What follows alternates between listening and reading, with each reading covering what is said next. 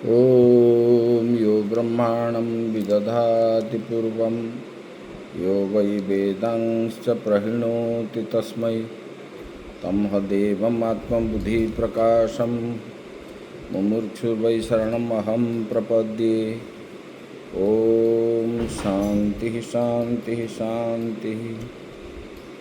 शङ्करं शङ्कराचार्यं केशवं बादरायणं सूत्रभाष्यकृतौ वन्दे भगवन्तौ पुनः पुनः। ईश्वरो गुरुरात्मेति मूर्तिभेदविभागिने व्योमवद्व्याप्तदेहाय दक्षिणामूर्तये नमः। वसुदेवसुतं देवं कंसचाणूरमर्दनं देवकी परमानन्दं कृष्णं वन्दे जगद्गुरुं। परम ब्रह्म परमात्मा भगवान श्री कृष्ण के श्री चरणों में सत सत नमन करते हुए समस्त महात्माओं के श्री चरणों में नमन। आत्मस्वरूप भगवत प्रेमी भक्तवृंद भक्तिमयी माताएं, हम विचार किए भगवान ने कर्ता कर्म ज्ञान के बारे में बता दिए। इसके बाद भगवान हम विचार किए थे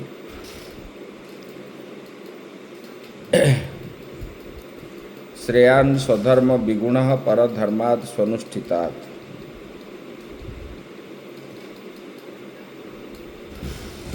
इसके ऊपर हम विचार कर रहे थे। भगवान ने बता रहे हैं बोले कि स्वधर्मानुष्ठान मतलब जो हमारा नित्य कर्म है, बुद्धि शुद्ध्यादि के द्वारा जो कर्म किया जाता है, जो मोक्ष का साधन है अंतःकरण शुद्धि के लिए, वही स्वधर्मानुष्ठान। क्योंकि मोक्ष प्राप्त करना मनुष्य का श्रेय है, उसी को इसलिए स्वधर्मानुष्ठान बता दिया। अपना धर्म जो है, धर्म का अनुष्ठान करना मतलब मोक्षों की प्राप्ति करना, ये लक्ष्य होना चाहिए। विषय वस्तु को प्राप्त करने का इच्छा ना रखे, क्योंकि इसमें दुख ही मिलेगा, सुख कभी प्राप्त नहीं होगा। नाम रूपात्मक जगत जो दिख रहा है, इसमें आकृष्ट होने पर मनुष्य जो है 3 प्रकार के दुख को प्राप्त होता है।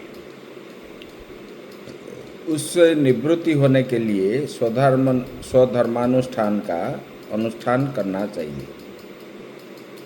मतलब मोक्ष का साधन अच्छी प्रकार से किए गए परकीय धर्मानुष्ठान से भी किसी अंश में विगुण स्वधर्म श्रेष्ठ है।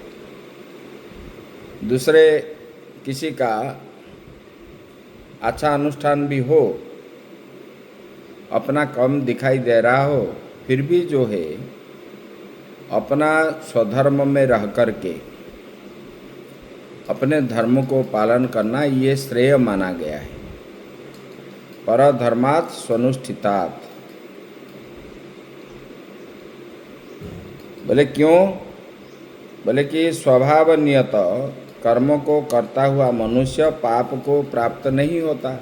अपने धर्म में रह करके अपना जो धर्म है वही कर्म अगर वो करता है, उसमें पाप नहीं लगता। लेकिन दूसरे का किया हुआ कर्म को देख करके अगर करता है तो उसमें पाप लगता है। यहाँ तक हम लोग चर्चा कर रहे थे। आगे बता रहे हैं, सहजम कर्म कौन्तेय सदोषमपि न त्यजेत् सर्वारंभा हि दोषेण धूमेनाग्निरिवावृतः। भगवान ने बोले कि देखो, सहजम कर्म कौन्तेय। बोले कि भगवान ने बताए, बोले कि देखो, विष से उत्पन्न हुआ कुर्मी की भांति स्वभाव नियत कर्म करता हुआ भी मनुष्य किल्बिष को प्राप्त नहीं करता। बोले कि जैसे विष में उत्पन्न हुआ कुर्मी का मारक विष नहीं है, इसी प्रकार क्योंकि विष से वो उत्पन्न हुआ है, विष उनको नष्ट नहीं कर सकता। इसी प्रकार अपना जो कर्म है, वो कर्म, अपना कर्म करने पर भले ही वो खराब हो, लेकिन अपना कर्म में रहते हुए उसी का नित्य निरंतर करने पर उसमें बोले कि मनुष्य जो है किल्बिष मतलब प्राप्त को, पाप को प्राप्त नहीं होता। किल्बिष मतलब पाप। जैसे कि एक ग्वाला था, ये ग्वाला रोज जो है शिव जी को एक डंडा ठोकता था। रोज डंडा जो ठोकता था, उन्होंने ऐसे बहुत दिन हो गया, ये तो पाप है, शिव जी को डंडे से ठोकना ये तो पाप ही है। तो ऐसे दीर्घ दिन तक उन्होंने करने लगा। एक दिन नदी में स्नान किया और घर चला गया, डंडा मारना भूल गया। जब उन्होंने भोजन के लिए बैठा, भोजन परोसा गया, तब उनको याद आया, अरे मैंने तो आज शिव जी को डंडा नहीं मारी। तब उन्होंने तुरंत उठ करके चला गया बिना खाए पिए और डंडा मारने लगा। तब वो शिव जी प्रकट हो गए। तो इस प्रकार वो बोलते हैं, तो विष से उत्पन्न हुआ कुर्मी को, कुर्मी की भांति मतलब विष में उत्पन्न होने वाला कुर्मी, विष उनको नष्ट नहीं करता। स्वभाव नियत कर्म करता हुआ भी मनुष्य किल्बिष को प्राप्त नहीं करता। अपना जो स्वभाव बना लिया है, उसी से जो कर्म करता है, वो कर्म जो है पाप नहीं, उसी कर्म करने पर उसको पाप नहीं लगता। बोले कि यह भी कहा है, परधर्म भयावह होता है, स्वधर्मे निधनम श्रेय, परो धर्म भयावह। दूसरे का धर्म जो है भयावह है। बोले कि आत्मज्ञ पुरुष, जो आत्मज्ञ है, आत्मा को जो जान लिया है, वो पुरुष एक क्षण भी कर्म किए बिना नहीं रह सकता। वो कर्म तो करता है, इसलिए साक्षात्कार के लिए, आत्म साक्षात्कार के लिए। बोले कि हे अर्जुन, सदोष भी सहज कर्म का परित्याग न करे। आप जो है कर्म को त्याग न करके अपना जो कर्म है, क्षत्रिय धर्म है, मतलब युद्ध को त्याग न करके, जैसे धूम से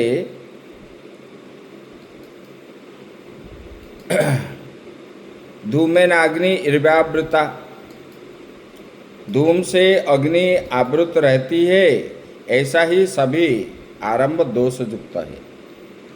जैसे अग्नि तो है, अग्नि में धुआं निकलती है, तो धुआं आवृत होता है, होने पर अग्नि तो है ना। इसलिए भगवान ने बता रहे हैं, अपना कर्म को परित्याग न करके। बोले क्यों? बोले कि जैसे धूम से अग्नि आवृत रहती है, ऐसे सभी आरंभ कर्म, जो कर्म आरंभ होता है वो दोष युक्त होता है। बाद में जैसे पहले धुआं निकलता है, बाद में अग्नि, इसी प्रकार पहले दोष युक्त तो होगा, लेकिन बाद में आपको फल मिलेगा। इसका ऊपर व्याख्यान भगवान करते हैं। सहजम कर्म कौन्तेय, ये जो बता रहे हैं, भगवान बता रहे हैं स्वभाव नियतम कर्म कुर्बाणो विषजात इव कुर्मी किल्बिषम न आपनोति इति उत्तम। बोले कि जो स्वाभाविक कर्म है आपका, उसको करने से जैसे विष से उत्पन्न हुआ कुर्मी को विष नाश नहीं करता, इसी प्रकार आपको ऐसा नहीं है। बोले कि परधर्मश्च भयावह इति, परधर्म भयावह है ये बता दिए।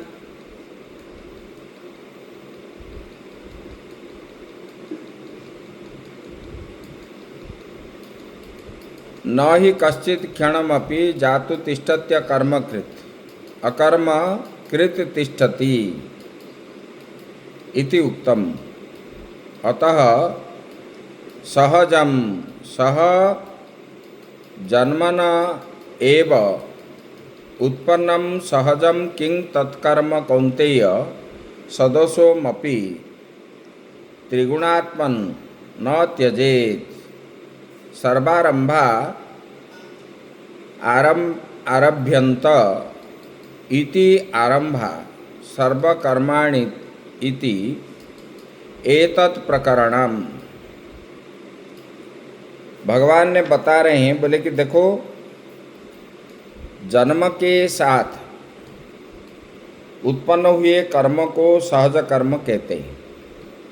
ये जो सहज शब्द आया, जन्म के साथ उत्पन्न हुए कर्म जो है, इसका मतलब है जन्म से अपना अपना स्वभाव है, क्योंकि पिछले जन्म का पहले बता चुके हैं, वो संस्कार रहता है और वो संस्कार से वो जो कर्म करता है उसको सहज कर्म कहते हैं।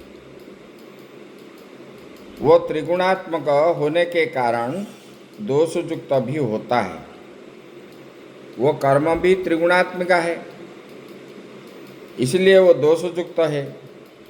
बोले कि दोषयुक्त होने पर भी उनको परित्याग न करके परित्याग नहीं करना चाहिए।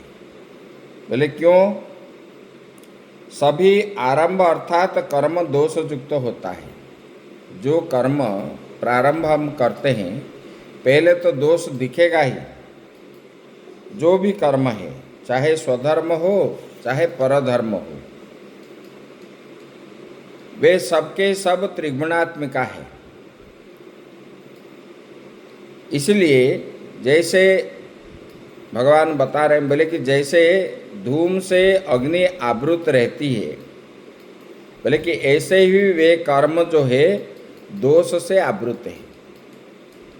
त्रिगुणात्मिका होने के कारण कर्म जो है जैसे अग्नि में धुआं आवृत होता है, इसी प्रकार ये भी आवृत है। इसलिए स्वधर्म को ही पालन करना चाहिए। इसको सहज कर्म बोलते हैं। स्वधर्म नामक सहज कर्म के परित्याग से, उसको अगर परित्याग करके परकीय धर्मानुष्ठान करने पर भी मनुष्य दोष से मुक्त नहीं होता। बोले कि परधर्म भयावह इसीलिए बताया गया। अज्ञानी मनुष्य अशेषतः कर्म का त्याग भी नहीं कर सकता। ज्ञानी तो कर्म को त्यागता नहीं है, अज्ञानी फिर कैसे? बोले कि वो कर्म को त्याग नहीं था। अतः सहज कर्म का जो स्वभाव जन्म से जो हुआ कर्म, वो कर्म को त्यागना नहीं चाहिए। ये भगवान ने यहाँ पर बता दी। अभी आगे बताने जा रहे हैं। असक्त बुद्धि सर्वत्र जितात्मा विगत स्पृह नष्कर्म्य सिद्धिं परमां संन्यासेनाधिगच्छति। भगवान बता रहे हैं, बोले कि देखो ये किस लिए, या च कर्मजा सिद्धि उक्ता ज्ञान निष्ठा योग्यता लक्षणा तस्या फलभूता नष्कर्म सिद्धि ज्ञान निष्ठा लक्षणा वक्तव्येति श्लोक आरभ्यते। बोले कि ज्ञान निष्ठा योग्यता रूप सिद्धि जो कर्म से बतलाई गई है, बोले कि ज्ञान में इच्छा रख करके, मतलब आत्म कल्याण के लिए, मुक्ति प्राप्त करने के लिए वो निष्ठा रख करके जो कर्म से बतलाई गई है, इसी प्रकार कर्म जो कहा गया है उसी को ज्ञान निष्ठा, उसकी ज्ञान निष्ठा रूप नष्कर्म्य मतलब निष्काम भाव से सिद्धि बतलाने के लिए आगे श्लोक अभी बता रहे हैं। असक्तः बुद्धि सर्वत्र जितात्मा विगत स्पृह, भगवान बता रहे हैं। भगवान बता रहे हैं बोले कि आसक्ति के निमित्त सभी पुत्र दारादि में जिसकी बुद्धि आसक्ति शून्य है, आसक्ति के कारण ही जीव बंधन में आता है, उसी को बंधन कहते हैं। बोले कि आसक्ति से निमित्त सभी जो है, पुत्र मिले, पत्नी मिले, धन मिले, इससे जो निवृत्त है, मतलब इससे आसक्ति जिनमें नहीं है। असक्तः बुद्धि, जिसका बुद्धि ये सब बाह्य वस्तु में आसक्ति न हो। और क्या है, जितात्मा विगत स्पृह, जिन्होंने अपने अंतकरण को वश में कर लिया, मन को, बुद्धि को, चित्त को, अहंकार को, और विगत स्पृहा, किसी भी प्रकार का इच्छा नहीं रखता है मुझे ये प्राप्त हो, मैं मंत्री बन जाऊं, मैं ये हो जाऊं, मैं वो हो जाऊं, मुझे ये मिले वो मिले, जिसका स्पृहा जीवन के उपयोगी भोग में जिनका स्पृहा नहीं है, मुझे आलीशान बंगला चाहिए, मुझे स्त्री चाहिए, पुत्र चाहिए, धन चाहिए, उपाधि चाहिए, इसमें जिनका रुचि नहीं, स्पृहा हट गया है, इच्छा सब हट गया है। बोले कि ऐसा जो आत्मज्ञ पुरुष बता दिए, बोले कि किसी भी प्रकार के आसक्ति न हो करके बाह्य वस्तु में, पुत्र दारा गृह आदि में आसक्ति जिनका नहीं है, और अपने अंतकरण को वश में कर लिया, और संसार के जितने सारे भोग है, भोग करने का इच्छा जिनका हट गया है, बोले कि ऐसे जो आत्मज्ञ पुरुष है, बोले कि वो क्या है, परम नैष्कर्म्य सिद्धि को प्राप्त करता है। नैष्कर्म्य सिद्धिम परमाम, ऐसे वाले व्यक्ति नैष्कर्म्य मतलब निष्काम कर्म करते करते करते करते वो सिद्धि हो जाता है। ऐसे वाले जो आत्मज्ञ पुरुष वो क्या है, संन्यासेनाधिगच्छति, संन्यास को प्राप्त होता है, किसी भी प्रकार का इच्छा नहीं रखता है, सब त्याग देता है, वही बता रहे। बोले कि जिस तत्व से सभी कर्म निकल गए हो, उस निष्क्रिय ब्रह्म को आत्मा रूप से समझने वाला व्यक्ति निष्कर्मा कहा गया है। उसके भाव को नैष्कर्म्य कहते हैं। नैष्कर्म्य सिद्धि को वो साधक प्राप्त करता है। अथवा यूँ ही समझो कि निष्क्रिय आत्मरूप स्थिति को नैष्कर्म्य कहते हैं, उसके निष्पत्ति को नैष्कर्म्य सिद्धि कहते हैं। बोले कि इस प्रकार जो होता है, न कुछ करवाता है संपूर्ण कर्म को यहाँ पर बताए,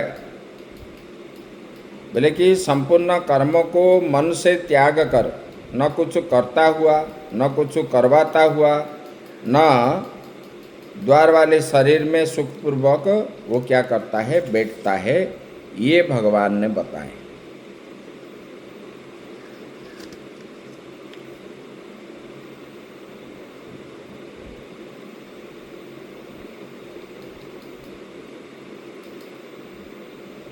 मतलब ऐसे वाले व्यक्ति सन्यासी को प्राप्त होता है। अंतकरण में इच्छा नहीं रखता, अंतकरण अपने बस में जिसका हो गया है और किसी भी प्रकार का आसक्ति नहीं होता है,